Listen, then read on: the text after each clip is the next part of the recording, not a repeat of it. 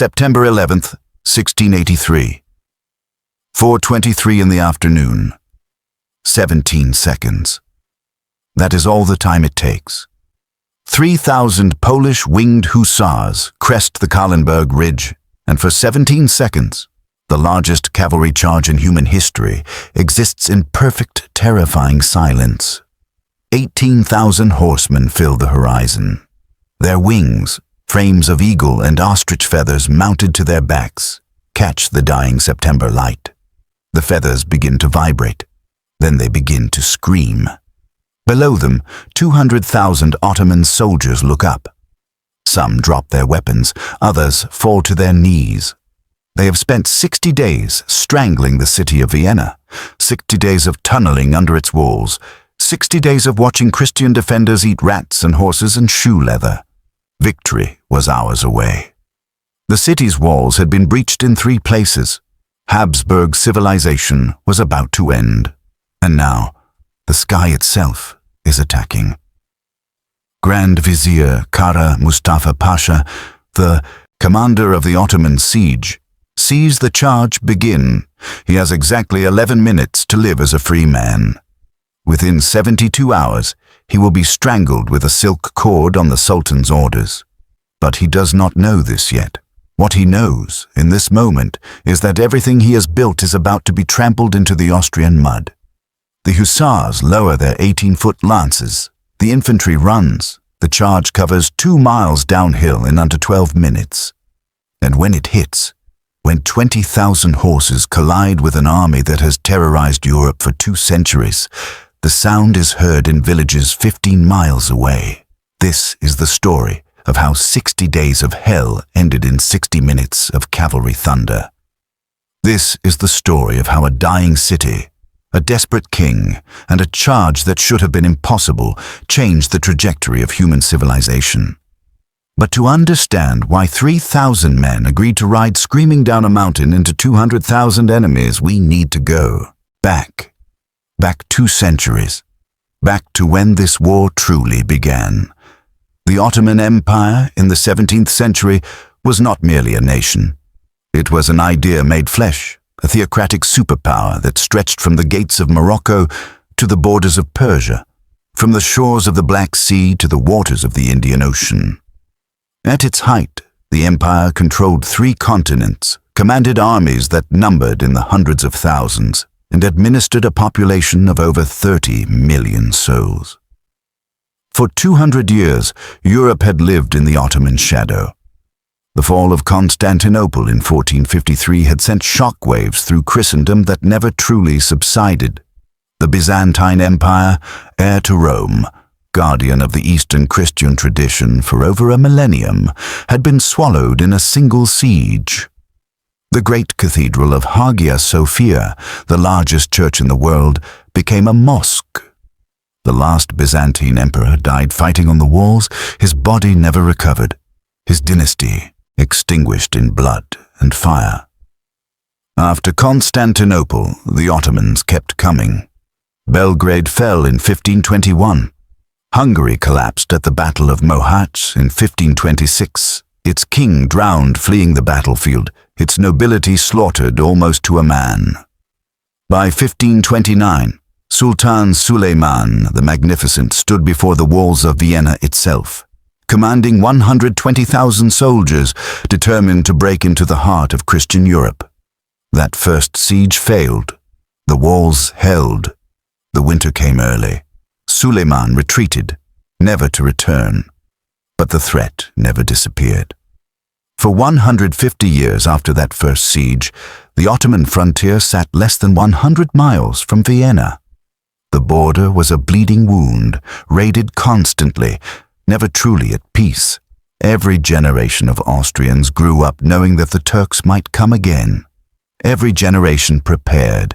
Every generation watched the eastern horizon. By 1682, the watching was over. Kara, Mustafa Pasha, was not born to power. He seized it. The son of a minor military family from the town of Merzifon in central Anatolia, Mustafa rose through the Ottoman bureaucracy through a combination of talent, ruthlessness, and strategic marriage. He wed the daughter of Köprülü Mehmed Pasha, the legendary Grand Vizier who had reformed the Ottoman state during the mid-17th century. That connection gave him access. His own abilities gave him everything else. By 1676, Mustafa had become Grand Vizier himself, the second most powerful man in the Ottoman Empire, answerable only to Sultan Mehmed IV. He was ambitious beyond measure. He was intelligent enough to know that the empire needed a great victory to restore its prestige, and he was arrogant enough to believe he could deliver one. The target was obvious: Vienna. The logic was sound, at least on paper. The Habsburg Empire was weak. Holy Roman Emperor Leopold I was a nervous, indecisive man, more interested in music and theater than military affairs. His treasury was depleted. His armies were scattered. His alliances were fragile. France, under Louis XIV, was actively hostile to the Habsburgs and might even support an Ottoman campaign if it weakened their mutual enemy. Moreover, Mustafa had an unlikely ally, a Hungarian Protestant nobleman named Imre Thököly. Hungary had been divided for over a century, split between Ottoman vassals, Habsburg subjects, and semi-independent Transylvania. Thököly led a rebellion against Habsburg rule, commanding a force of nearly 20,000 Hungarian soldiers who actively collaborated with the Ottomans. He provided intelligence, guided Ottoman forces through Hungarian territory, and promised that the Hungarian population would welcome liberation from Catholic Habsburg oppression. In the summer of 1682, Mustafa began assembling the largest army the Ottoman Empire had ever fielded. The mobilization took nearly a year. Soldiers marched from Egypt, from Syria, from the Balkans, from Anatolia. Artillery was dragged across hundreds of miles of mountain and plain. Supply trains stretched for miles along the roads leading northwest toward the Danube. When the army finally gathered at Belgrade in the spring of 1683, contemporary observers struggled to count them. Estimates ranged from 150,000 to 300,000 soldiers. Modern historians generally settle on approximately 150,000 combat troops with an additional 50,000 support personnel, engineers, laborers, cooks, servants, religious officials, and the countless others required to keep such a host functioning. They brought with them over 300 cannons, including massive siege guns capable of hurling stone balls weighing over 100 pounds. They brought tens of thousands of horses, camels, and oxen. They brought enough tents to create a canvas city that would eventually cover over 20 square miles around Vienna. On March 31st, 1683, Sultan Mehmed IV formally handed Mustafa the sacred banner of the Prophet Muhammad, the most revered military relic in Islam. With that banner came the mandate to conquer. The campaign had begun. Leopold I, Holy Roman Emperor, King of Hungary and Bohemia, Archduke of Austria, learned of the Ottoman advance in late spring. His reaction was immediate and, to many observers, shameful. He ran. On July 7th, 1683, with Ottoman cavalry patrols already visible from Vienna's outer fortifications, Leopold gathered his family and his court and fled the city. The imperial baggage train stretched for miles as it headed west toward Passau and the safety of Bavaria. The emperor left behind his capital, his people, and a garrison that would be expected to die defending walls he himself could not bear to stand upon. Contemporary accounts paint a picture of chaos and terror during those final days before the siege closed. The roads leading west were clogged with refugees, nobles, merchants, anyone with means or mobility desperate to escape before the Ottoman ring closed around the city. The roads leading into Vienna carried different traffic. Peasants from the surrounding countryside flooding into the city's walls because they had nowhere else to go, because the Ottomans had burned their farms and villages, because the alternative was death or enslavement in the open countryside. By the time the siege began, Vienna's population had swollen to approximately 300,000 people, nearly double its normal size. Most of these refugees would become additional mouths to feed, additional bodies to house, additional sources of disease and despair during the months ahead. Leopold's flight, however cowardly it appeared, was not entirely without strategic logic. The emperor was the symbolic and political center of the Habsburg domains. If he died, in Vienna, the empire might collapse into succession crises and civil war. By surviving, he could coordinate the diplomatic and military efforts that might eventually relieve the city. Those efforts would require a miracle. Ernst Rüdiger von Starhemberg was 55 years old when the siege began, a professional soldier who had spent his entire adult life preparing for a moment exactly like this.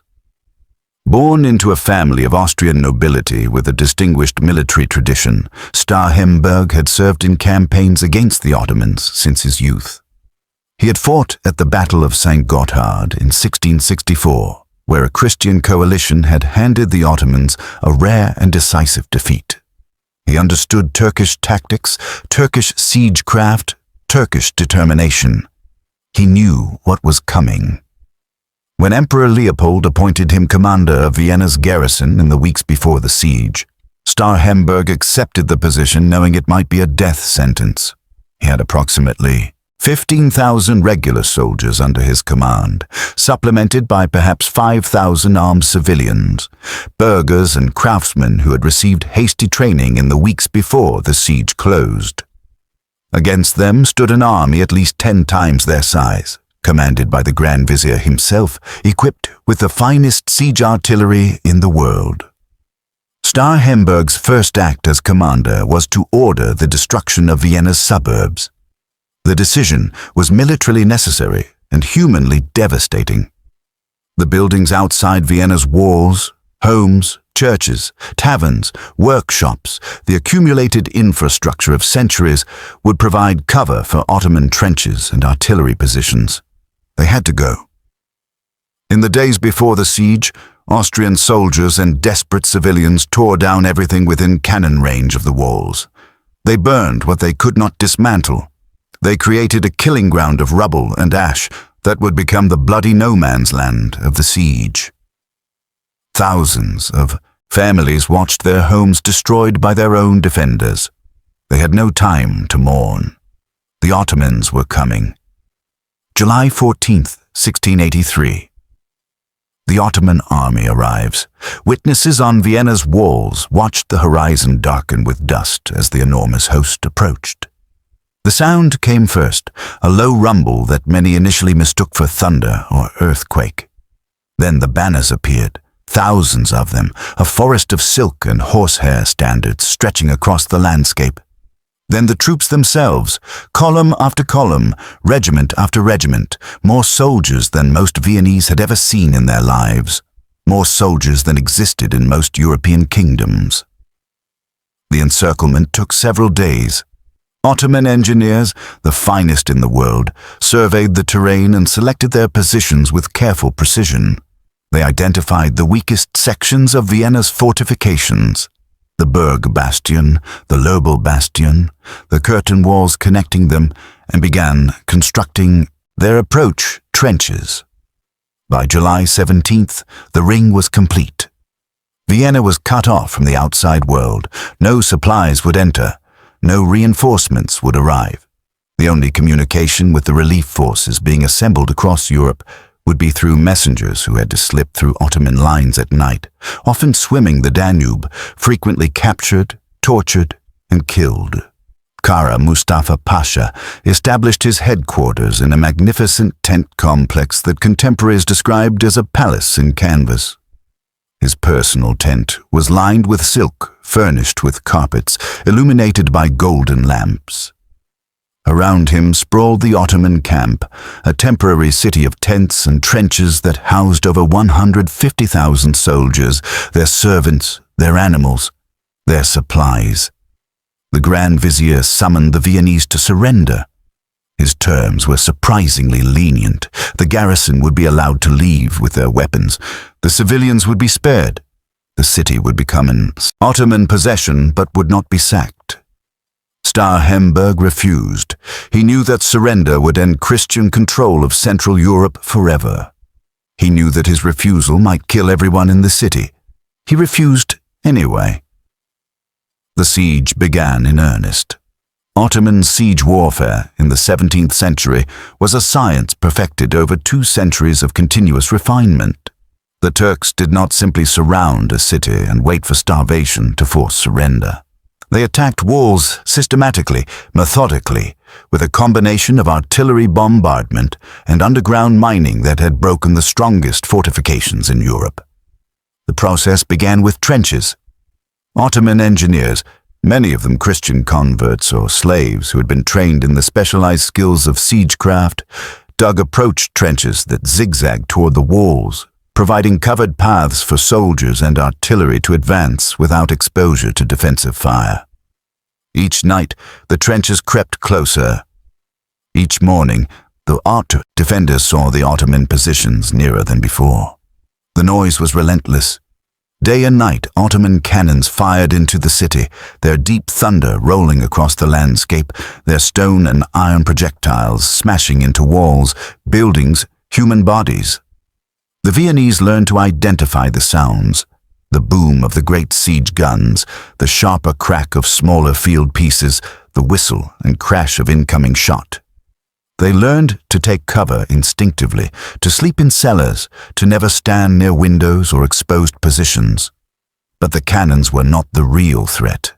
The mines were.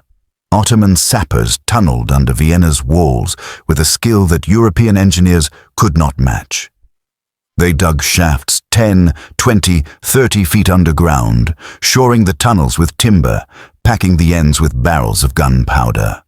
When the charges detonated, they did not merely damage the walls, they collapsed entire sections of fortification, creating breaches that infantry could pour through, turning solid stone into rubble in seconds. Starhemberg's countermeasures were desperate and often effective. Austrian engineers dug their own tunnels, listening for the sounds of Ottoman picks, trying to intercept enemy shafts before they reached the walls. When they found them, they fought underground, savage, claustrophobic battles in darkness and dust, men killing each other with knives and pistols in tunnels barely wide enough to crawl through. Above ground, the defenders plugged breaches with whatever materials they could find. Rubble, furniture, the bodies of the dead when nothing else was available. They built secondary walls behind the primary fortifications, creating fallback positions for when the outer defenses inevitably failed. They rationed gunpowder, rationed food, rationed water, rationed hope. By August, Vienna was dying. The original garrison of 15,000 had shrunk to less than 11,000. Disease claimed almost as many as Ottoman. Attacks, dysentery, typhus, the nameless fevers that haunted siege conditions everywhere. The wounded overwhelmed the city's medical facilities. Men died from injuries that would have been survivable with proper care, simply because there were not enough doctors, not enough medicine, not enough clean bandages. Food grew desperately scarce. The cavalry horses went first, slaughtered for meat that was distributed to soldiers and civilians alike. Then the dogs and cats disappeared from the streets, some eaten, others killed simply because there was nothing to feed them. Rats became valuable. Leather became edible when boiled long enough.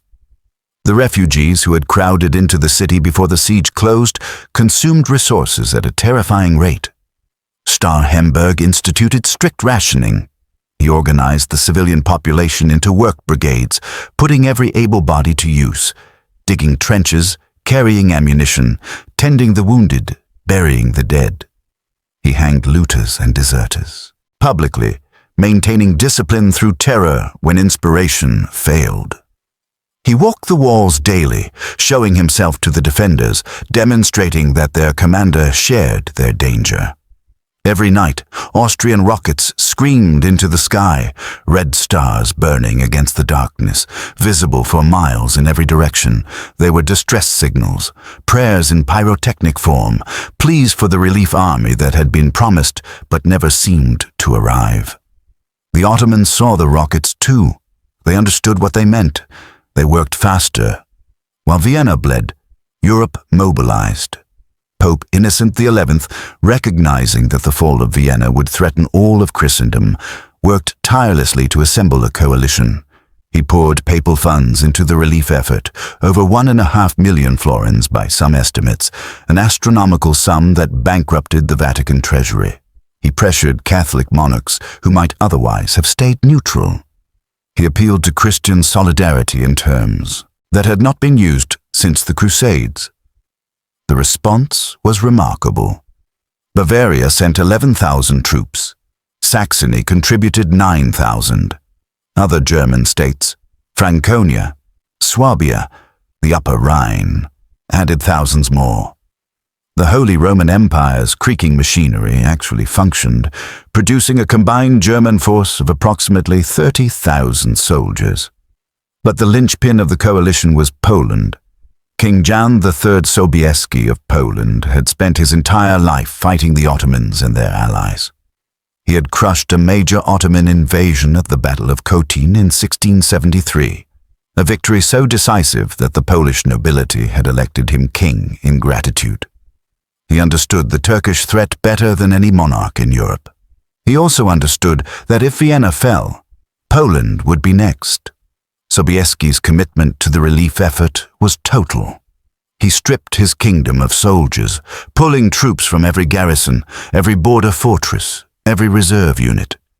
He led the army personally, refusing to delegate command of what he knew would be the most important campaign of his life. He brought 21,000 infantry, cavalry, and dragoons, the finest soldiers Poland possessed. Among them rode 3,000 Winged Hussars. The Polish Winged Hussars were not ordinary cavalry. They were the most devastating shock force in 17th century warfare, aristocratic warriors who had dominated Eastern European battlefields for over a century. Their equipment was extraordinary. Each hussar wore a steel breastplate polished to a mirror shine, often decorated with brass ornamentation and religious imagery. They carried lances measuring up to 19 feet in length, longer than the reach of any infantry pike, capable of impaling multiple enemies in a single charge. Their horses were massive war hordes, specially bred for the weight they carried and the impact they delivered. And then there were the wings. The wings were wooden frames, typically curved like the wings of a bird, attached to the back of the hussar's armor or saddle. They were covered with eagle feathers, ostrich plumes, falcon wings, whatever materials conveyed nobility and terror. At full gallop, the feathers vibrated against the wooden frames, creating a distinctive whistling shriek that enemy horses found deeply disturbing. Historians have debated the wings' purpose for centuries. Some argue they served primarily as psychological warfare, intimidating enemies with their bizarre appearance and unsettling sound. Others suggest practical functions, protecting the rider's back from sword cuts, preventing enemies from lassoing retreating hussars. Still others believe they had become purely ceremonial by 1683, symbols of Polish martial tradition rather than functional equipment. What is not debated is the hussars' effectiveness.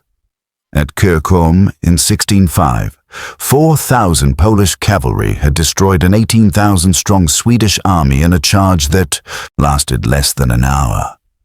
At Klushino in 1610, hussars had routed a combined Russian-Swedish force 10 times their number. Every major Polish victory of the previous century had featured the hussars at its center.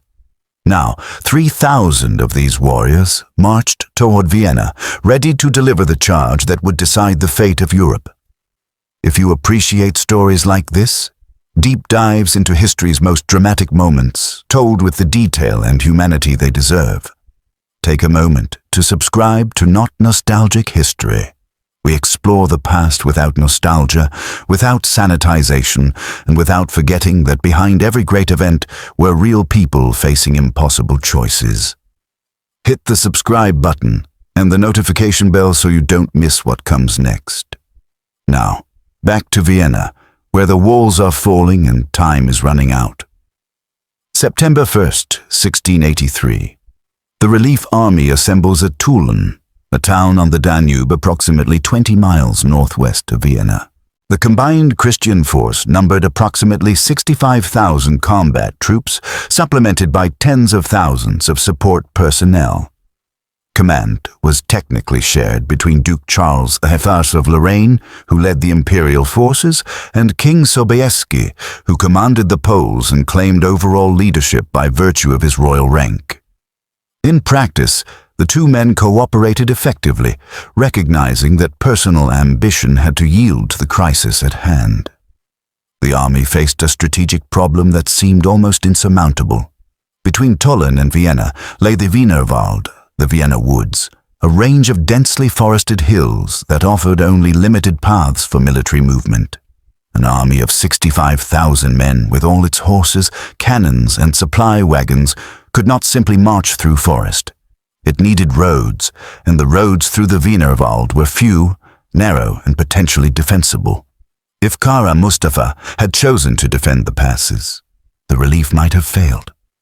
Mahmud's relatively small Ottoman force positioned in the narrow defiles could have delayed the Christian advance for days, perhaps weeks, long enough for Vienna to fall. The Grand Vizier had been urged to take this precaution by his subordinates. He refused. Mustafa's reasons remain debated. Some historians argue that he was so confident of capturing Vienna before relief could arrive that he saw no need to divide his forces. Others suggest he wanted the relief army to reach the open ground before the city, where his numerical superiority would be decisive. Still others believe that overconfidence, after 2 months of successful siege operations, had simply clouded his judgment. Whatever his reasoning, Mustafa left the passes undefended. The Christian army began its march on September 6th. The march through the Wienerwald was a feat of military logistics that even modern historians struggle to fully appreciate. 65,000 soldiers, hundreds of artillery pieces, thousands of cavalry, horses, supply wagons beyond counting. All of this had to move through forested terrain with minimal road infrastructure, crossing streams, climbing hills, maintaining unit cohesions in conditions that made communication extremely difficult. The army moved in 4 columns, each taking a different route through the woods, timing their advance to emerge on the heights above Vienna at approximately the same moment. Sobieski personally supervised the Polish march, riding up and down his column, ensuring that his troops maintained pace and discipline. The September heat was oppressive. Men and horses strained under their burdens. The forested paths offered shade but also obscured visibility, creating constant anxiety about Ottoman ambush. Supply lines stretched thin as the army pushed forward. At night, the soldiers heard the distant thunder of Ottoman artillery. They could not see Vienna from the forest, but they could hear it dying. The sound drove them forward. By September 11th, the Zayun army had climbed to the crest of the Starhemberg, the highest point of the ridge overlooking the Vienna basin. Below them, spread across the landscape like a canvas city, lay the Ottoman camp. Beyond it, barely visible through the smoke, lay Vienna itself. Sobieski surveyed the scene from the heights.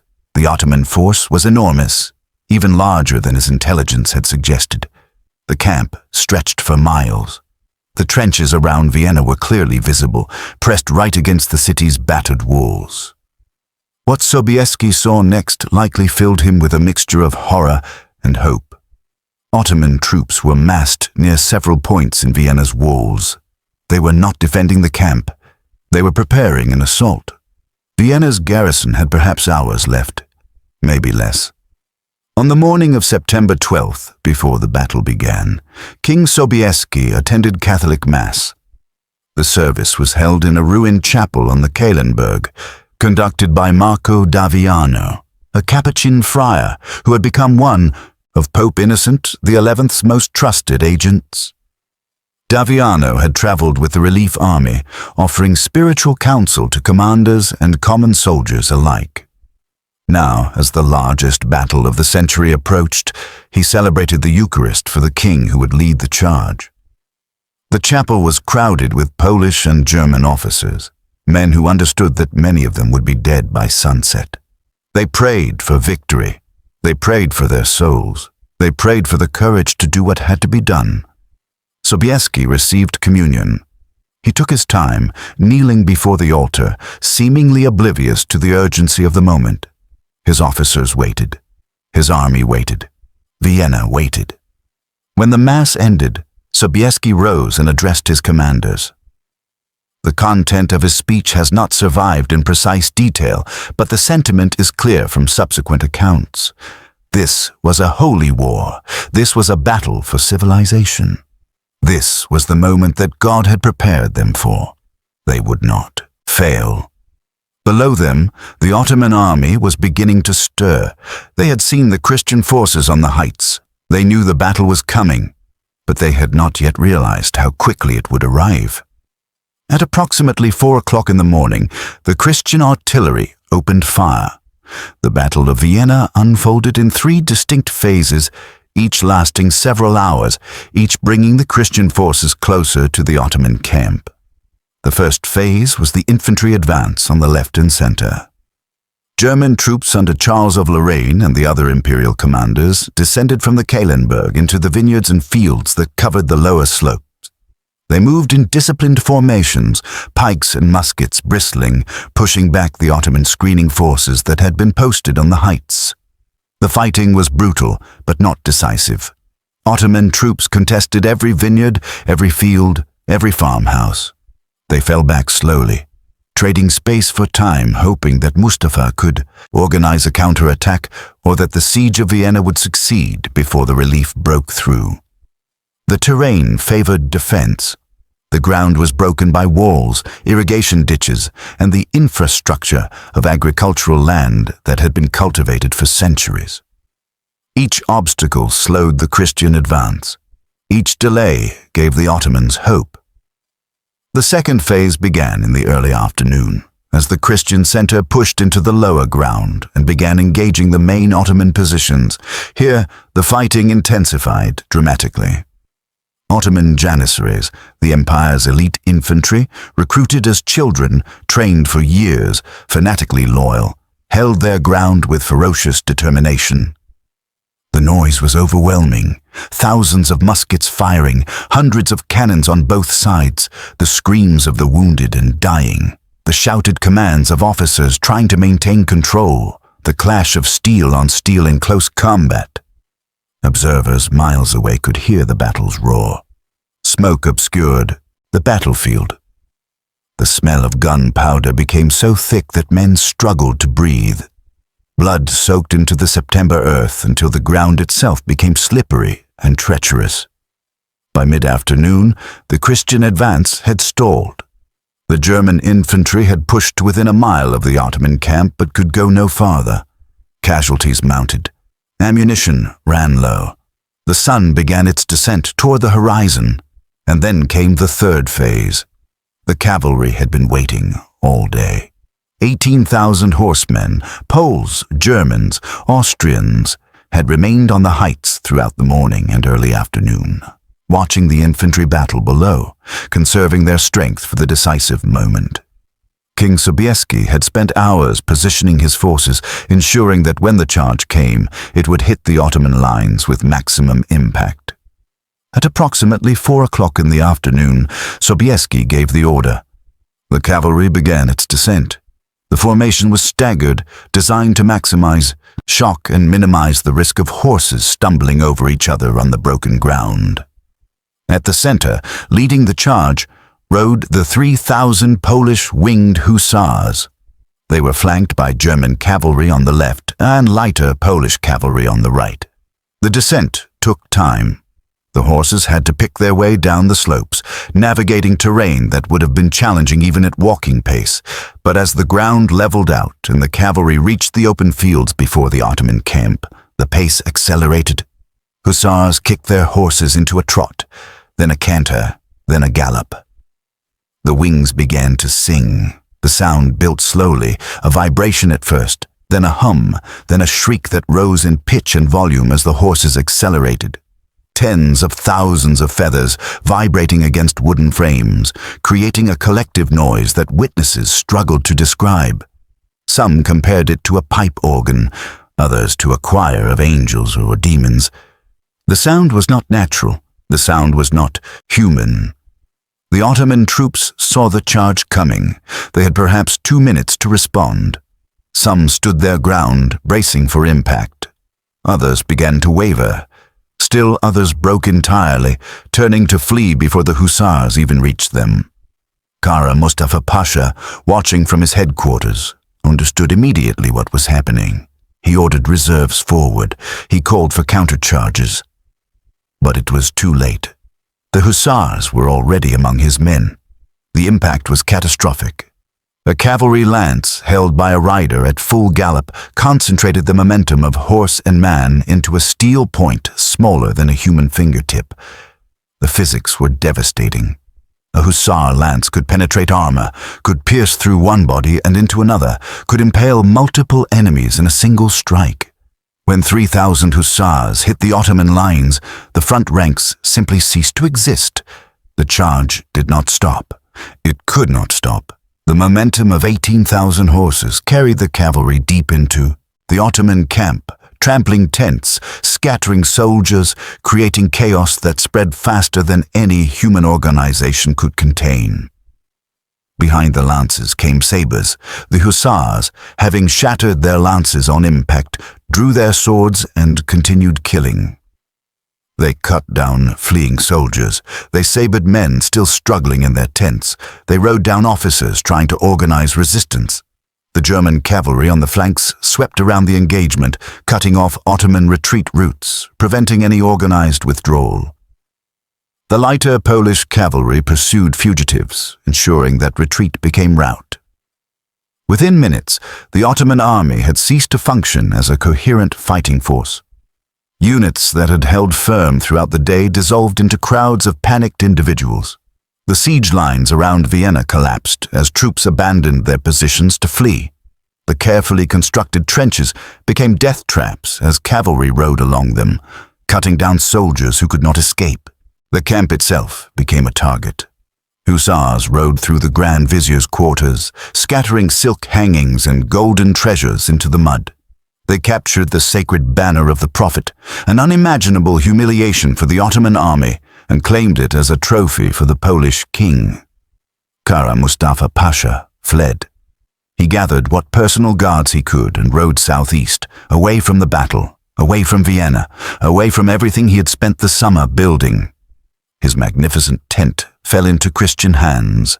His army died behind him. Inside Vienna, the garrison heard the battle before they saw it. Ernst Rüdiger von Starhemberg had spent the morning of September 12th preparing for what he believed would be the final Ottoman assault. His men were exhausted, wounded, starving. The walls had been breached in multiple places. Another major mine explosion could open gaps that the defenders simply could not plug. Then the distant thunder changed its character. The sounds from beyond the Ottoman lines were different, sharper, more chaotic. Smoke rose from the Ottoman camp itself. Something was happening. At approximately 5 o'clock in the afternoon, Starhemberg received confirmation. Messengers reported cavalry flooding across the plain, cavalry carrying Christian banners, cavalry slaughtering Ottoman soldiers by the thousands. The relief had arrived. Starhemberg ordered a sortie. What remained of his garrison, perhaps 8,000 men still capable of fighting, poured out of Vienna's gates and attacked the Ottoman siege lines from behind. They caught the remaining Turkish troops in a vice, trapped between the charging cavalry and the emerging garrison. The killing that followed was not a battle. It was a massacre.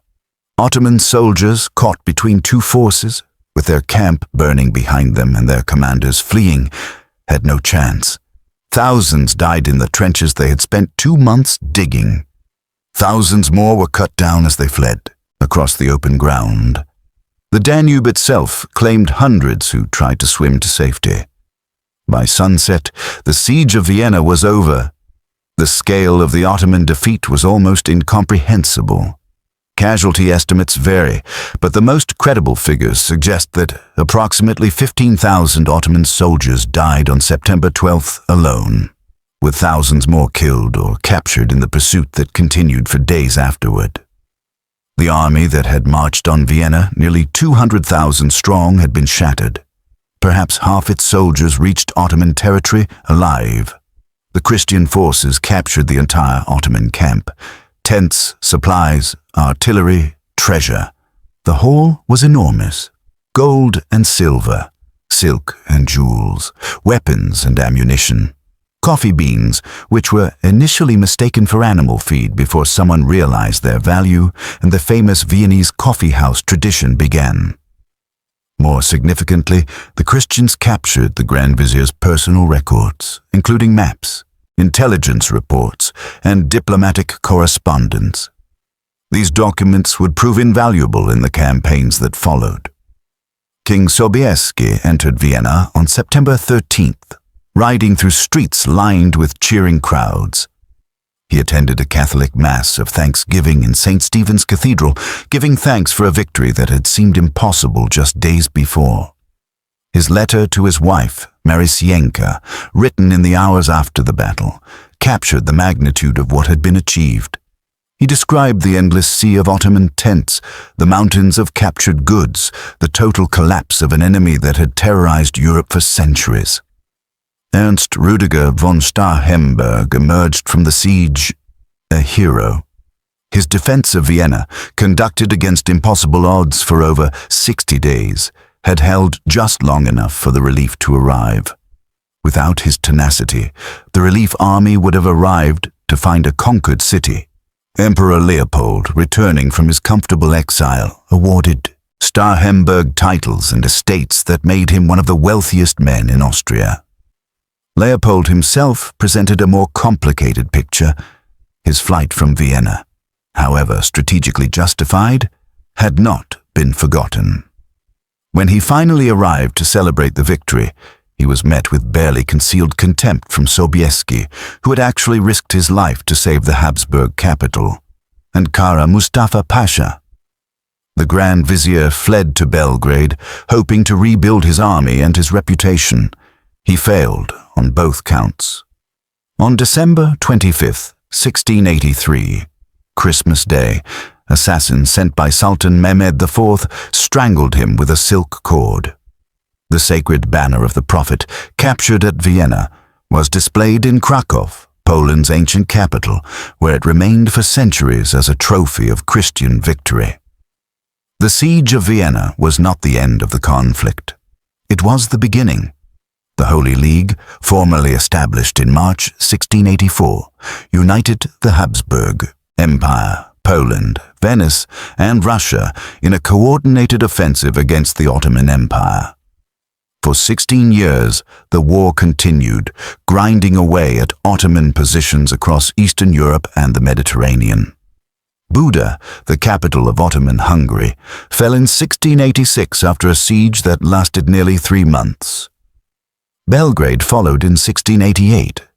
The Battle of Zenta in 1697 saw the Ottomans suffer another catastrophic defeat, with the Grand Vizier himself killed and the army destroyed. By the Treaty of Karlowitz in 1699, the Ottomans formally surrendered most of Hungary, Transylvania, and Croatia to the Habsburgs. The treaty marked the first time in history that the Ottoman Empire had been forced to cede significant territory to a Christian power. The myth of Ottoman invincibility, carefully cultivated for 2 centuries, died at Vienna and was buried at Karlowitz. The Great Turkish War initiated a shift in the balance of power between Europe and the Islamic world that would continue for centuries. The Ottoman Empire remained formidable, but it never again seriously threatened the heart of Christian Europe. Instead, it gradually became the sick man of Europe, the declining power that European diplomats would alternately prop up and carve apart for the next 200 years. The Winged Hussars would never again achieve a victory as consequential as Vienna. The Polish-Lithuanian Commonwealth, which had produced these extraordinary warriors, entered a period of decline following the Great Turkish War. Internal divisions, constitutional dysfunction, and the growing power of neighboring Russia, Prussia, and Austria gradually weakened the Polish state.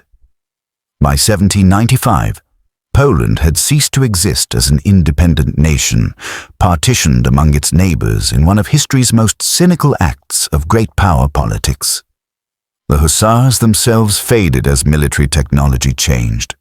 The heavy cavalry charge, which had dominated battlefields for centuries, became increasingly obsolete as firearms improved. The devastating impact of a hussar lance meant little against disciplined infantry squares armed with muskets and bayonets. By the 18th century, the Winged Hussars were a memory celebrated in Polish poetry and painting but no longer relevant to modern warfare. Yet the legend endured. The charge at Vienna became a touchstone of Polish national identity, a reminder of a time when Poland had saved Christian civilization, when Polish warriors had been the finest cavalry in the world, when Polish kings had commanded respect across Europe. During the partitions, when Poland did not exist on any map, Poles remembered Vienna. During the uprisings of the 19th century, when Polish revolutionaries fought hopelessly against Russian and Austrian armies, they invoked the Hussars. During World War II, when Nazi Germany and Soviet Russia divided Poland once again, the memory of Vienna represented a different Poland, a Poland that had been powerful, respected, victorious. Today, the Winged Hussars remain a potent symbol. They appear in video games, in metal songs, in popular history documentaries. Their image, armored warrior, feathered wings, lance leveled for the charge, has become iconic far beyond Poland's borders. The 17 seconds before that famous charge have been reimagined countless times, in countless media, for countless audiences. Counterfactual history is a dangerous game, but sometimes it is worth playing. What if the charge had failed? What if the Ottoman army had held its ground, repulsed the cavalry, and continued the siege? What if Vienna had fallen in September 1683? The immediate consequences would have been catastrophic for the Habsburgs. The loss of their capital, with its symbolic and practical importance, would have dealt a blow from which the dynasty might never have recovered.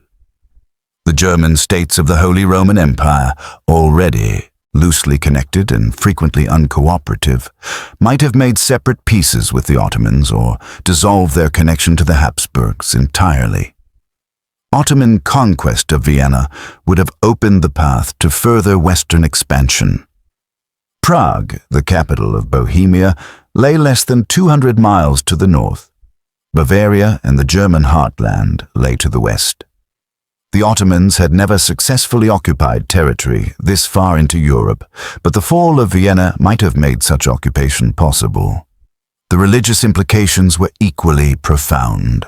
A victorious Ottoman Empire might have imposed Islam on conquered territories, as it had done in the Balkans centuries earlier.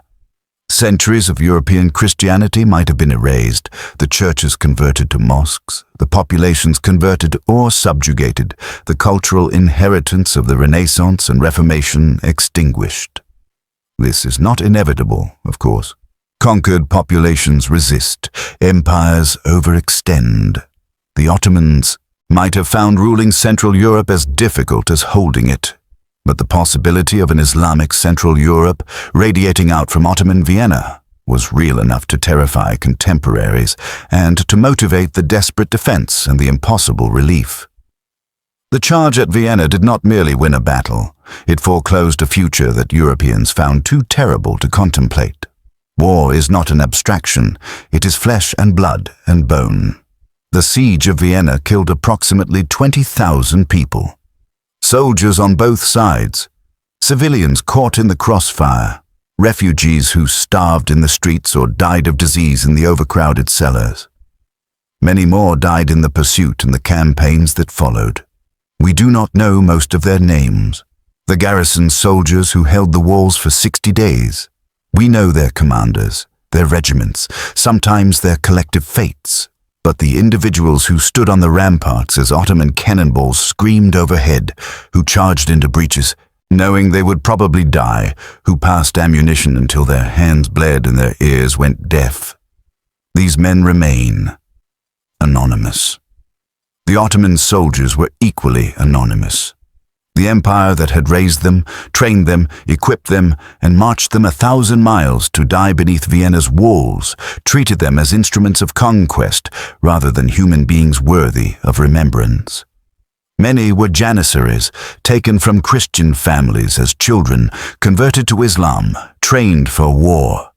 They died defending a faith that had been forced upon them, serving an empire that valued their lives only as components of military power.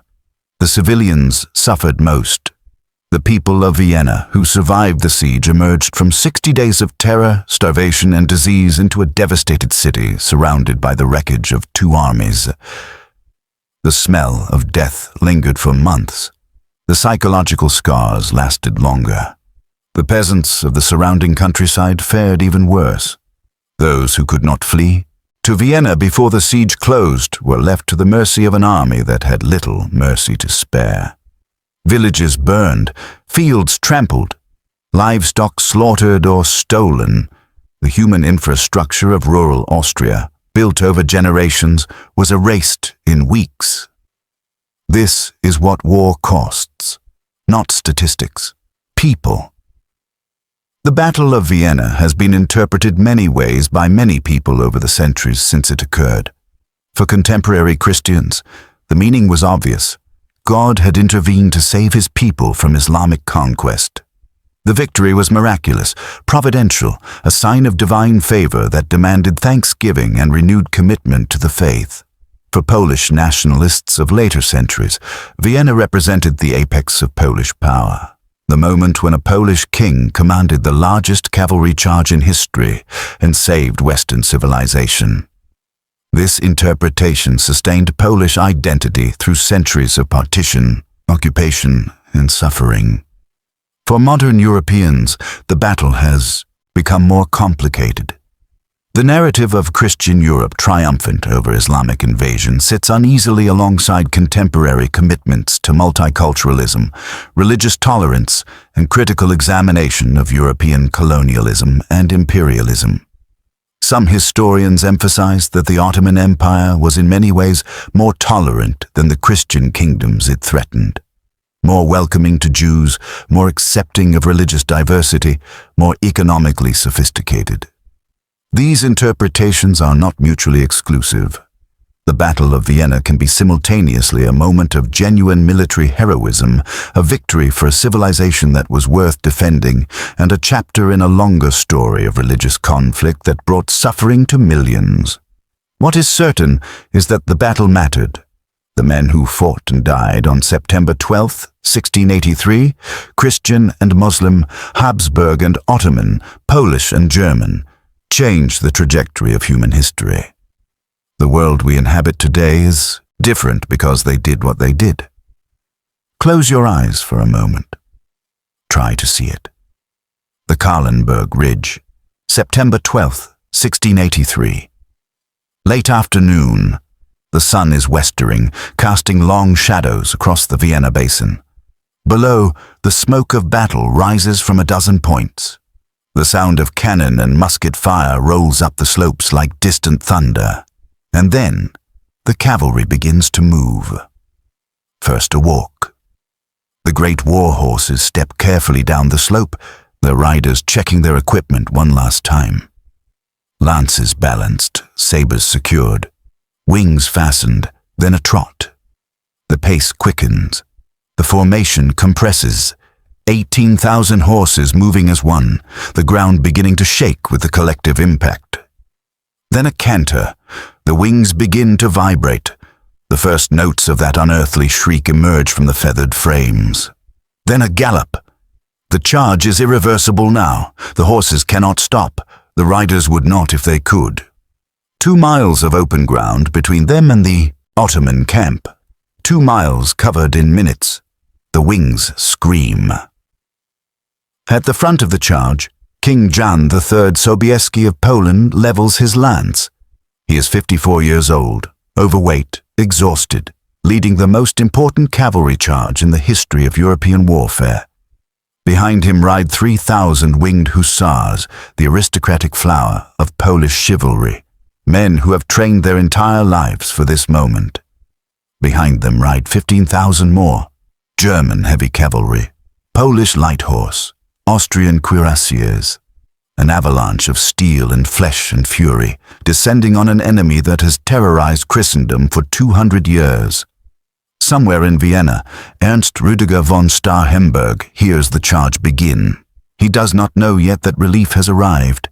He knows only that the sound of battle has changed, that something vast and violent is happening beyond the Ottoman lines, that either salvation or final disaster is moments away. Somewhere in the Ottoman camp, Kara Mustafa Pasha watches the cavalry come. He has approximately 11 minutes to live as a free man. His army is dissolving around him. His ambitions are dying. His life will follow soon enough.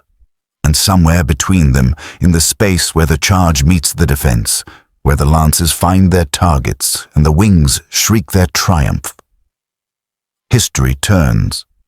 One direction leads to Ottoman Vienna, Ottoman Prague, Ottoman Munich, a Central Europe under the crescent rather than the cross. The other direction leads to Habsburg dominance, Polish pride, and the world we actually inhabit. The Hussars choose the second direction. They choose it at full gallop, at the point of a lance, with a sound that no one who heard it ever forgot. 17 seconds of silence, then the charge. Then everything changed. History is what happened. Memory is what we choose to carry forward. The siege and relief of Vienna have become memory now, shaped by centuries of interpretation, celebration, and argument. Different peoples remember different parts of the story. Different agendas emphasize different lessons. But some things remain constant. Courage is real. The defenders of Vienna, who held their walls for 60 days against impossible odds, demonstrated courage.